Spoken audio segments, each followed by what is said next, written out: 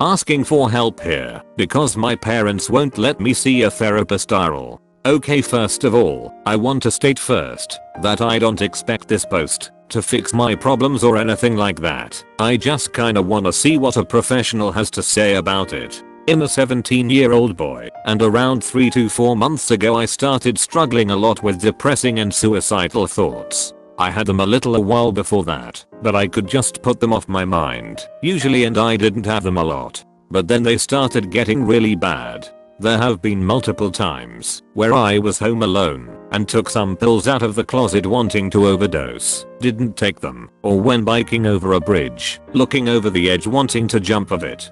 I have done a lot of research on depression and the like before, so I'm fairly sure I'm depressed at this point. Don't wanna say I'm, cause I know I shouldn't diagnose myself. I just feel empty and or sad all the time, and the only things I can think anymore are how I'm worthless and only disappoint people, which I know is not true, but at the same time I know it actually might be, and how much I want to die. I told my parents about my issues and that I want to see a therapist, but they just got mad at me. They don't think that I'm serious and think I'm just wanting attention. I really don't know what to do anymore. In around 8 months I'll be 18, so then I can legally go without parental permission, but I'm scared I'll not make it till then. I know this might be a little difficult to give advice on or anything, but I appreciate every response I get. Are you still in school? Your school counselor may be able to support you or direct you toward services you can access without parental consent. They may also be able to facilitate a discussion with your family about helping you access needed mental health services.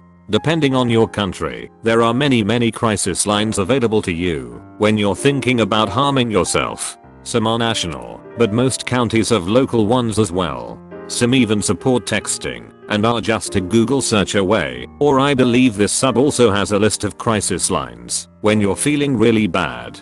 Hey, I'm not a therapist, rather a client just passing by, and one thing I can tell you is that if you ever feel as though you need to call 911 or go to the Also, I'm not sure what the situation with your parents is, but I would try talking to them, telling them you really need help.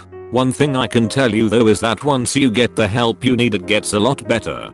I truly hope you find what you need and can help yourself out of this. UK question about suicidal thoughts and confidentiality. Hi, I'm seeing a therapist next Wednesday. I saw a CBT therapist for a few weeks in 2016, but didn't find it too helpful. I have a history of anxiety and depression, and a month ago my first love broke up with me, so I made sure to find a qualified therapist who has experience in those areas. I just had a question regarding confidentiality. I want to be as open/honest as possible with my therapist, and I regularly get suicidal thoughts, although I know I would never kill myself, because even if I really wanted to, I don't have the guts. But I get regular thoughts, and I even go as far as writing draft suicide notes for the people I care about. In a way, this makes me feel at peace, having the knowledge that there is always a way out, despite the fact I never intend on taking it. If I told this to my therapist, would she oblige to tell somebody such as my mum or doctor?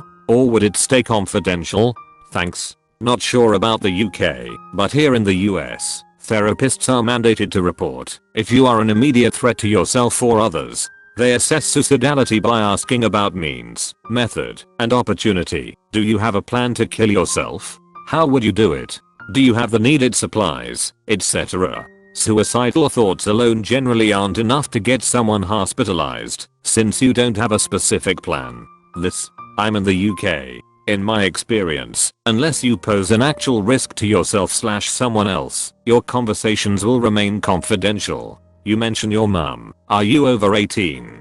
As an adult, your mother isn't entitled to information about your health. Even when I was under CAMHS, Child and Adolescent Mental Health Services, there was never any mention of speaking to my parents. Although to be fair, I didn't have a plan, and all I wanted was to stop the feelings of pain. I didn't actually want to die. If I'd been actively planning to act on my thoughts, perhaps it would have been different.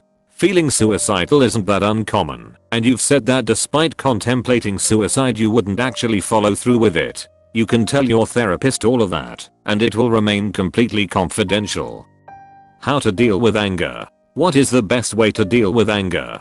This is one of my favorite quotes. I think a lot of people have trouble questioning the validity of their anger. People seem to think simply feeling angry makes it okay to act angry. Whenever I see someone get angry at something petty, I think to myself, have they really thought this through? Because many of the dumb things that make us mad aren't worth getting mad. I don't think anger should ever be self-evident. If something makes you angry, think about why. Ask yourself if the anger is really coming from the thing itself, or if it's something you expected from it.